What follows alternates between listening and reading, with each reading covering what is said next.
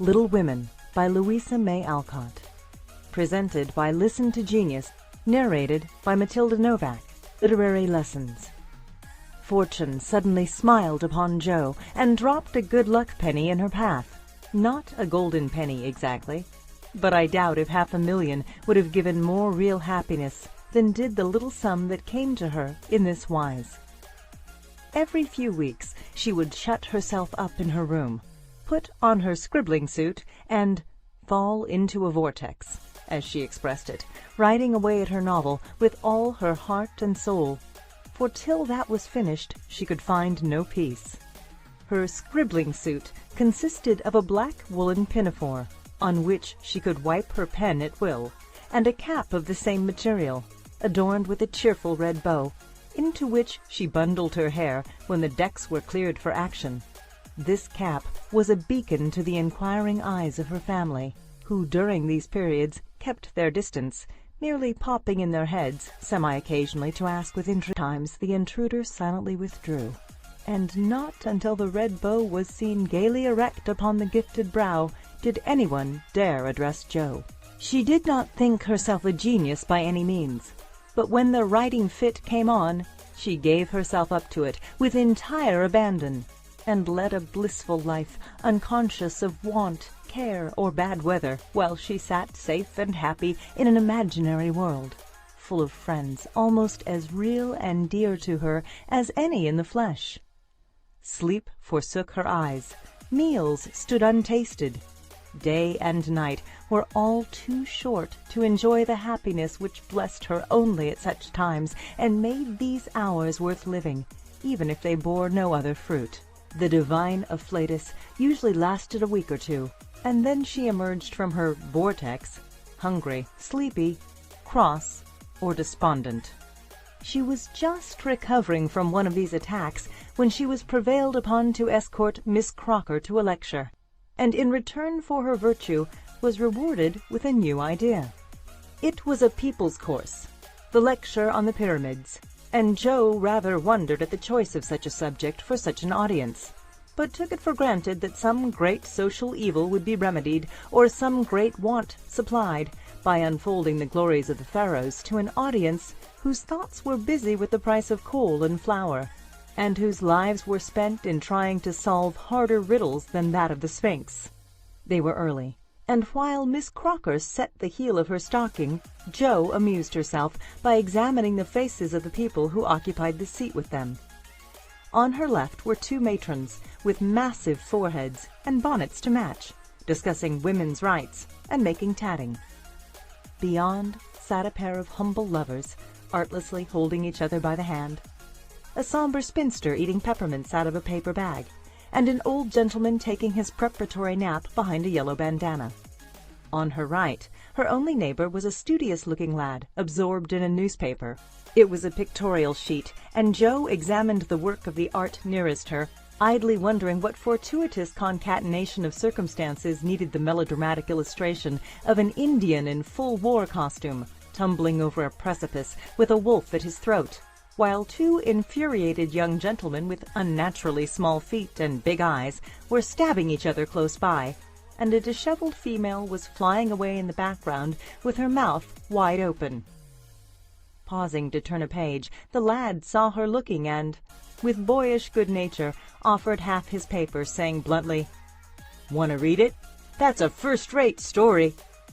Jo accepted it with a smile, for she had never outgrown her liking for lads, and soon found herself involved in the usual labyrinth of love, mystery, and murder, for the story belonged to that class of light literature in which the passions have a holiday, and when the author's invention fails, a grand catastrophe clears the stage of one half the dramatis personae, leaving the other half to exult over their downfall.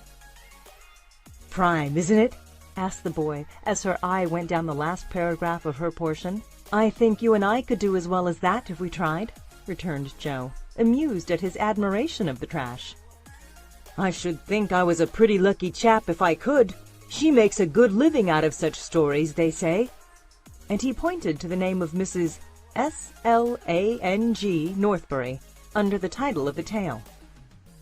"Do you know her?" asked Jo, with sudden interest. "No, but I read all her pieces, and I know a fellow who worked." For while Professor Sands was prosing away about Belzoni, Cheops, Scarabaei, and hieroglyphics, she was covertly taking down the address of the paper, and boldly resolving to try for the $100 prize offered in its columns for a sensational story. By the time the lecture ended and the audience awoke, she had built up a splendid fortune for herself, not the first founded on paper, and was already deep in the concoction of her story, being unable to decide whether the duel should come before the elopement or after the murder. She said nothing of her plan at home, but fell to work next day hours, if he had any, to that amusement. For Joe valued the letter more than the money.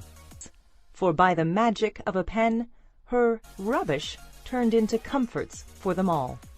And to the inspiration of necessity we owe half the wise, beautiful, and useful blessings of the world.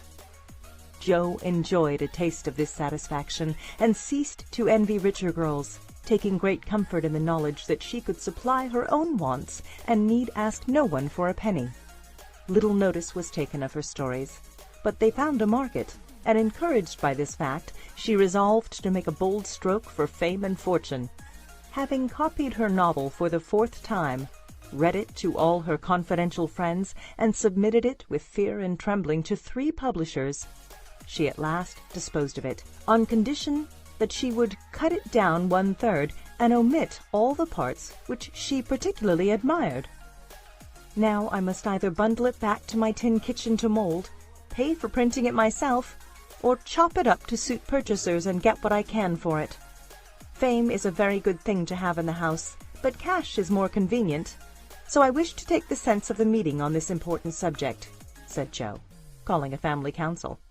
"Don't spoil your book, my girl, for there is more in it than you know, and the faults, and help her to do better next time. We are too partial, but the praise and blame of outsiders will prove useful, even if she gets but little money." "Yes," said Joe, knitting her brows, "that's just it. I've been fussing over the thing so long I really don't know whether it's good, bad, or indifferent. It will be a great help to have cool, impartial persons take a look at it and tell me what they think of it."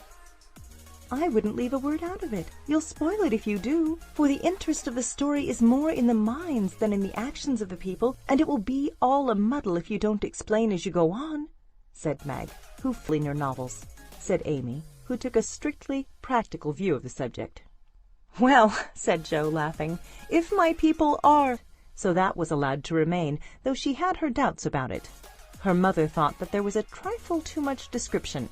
Out, therefore, it came, and with it many necessary links to the story. Meg admired the tragedy, so Joe piled up the agony to suit her, while Amy objected to the fun, and with the best intentions in life, Joe quenched the sprightly scenes which relieved the somber character of the story. Then, to complicate the ruin, she cut it down 1/3 and confidently sent the poor little romance, like a picked robin, out into the big, busy world to try its fate.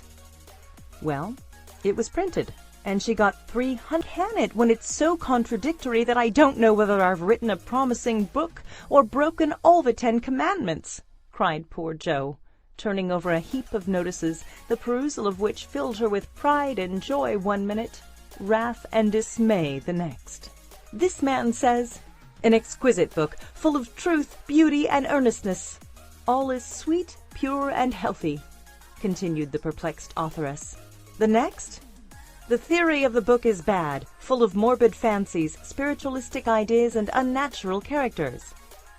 Now, as I had no theory of any kind, don't believe in spiritualism, and copied my characters from life, I don't see how this critic can be right. I wish I'd printed the whole, or not at all, for I do hate to be so misjudged." Her family and friends administered comfort and commendation liberally. Yet it was a hard time for sensitive, high-spirited Joe, who meant so well and had apparently done so ill.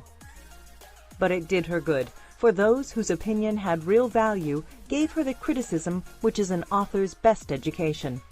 And when the first soreness was over, she could laugh at her poor little book, yet believe in it still, and feel herself the wiser and stronger for the buffeting she had received. "Not being a genius like Keats, it won't kill me," she said stoutly. And I've got the joke on my side after all, for the parts that were taken straight out of real life are denounced as impossible and absurd, and the scenes that I made up out of my own silly head are pronounced charmingly natural, tender, and true. So I'll comfort myself with that, and when I'm ready, I'll up again and take another.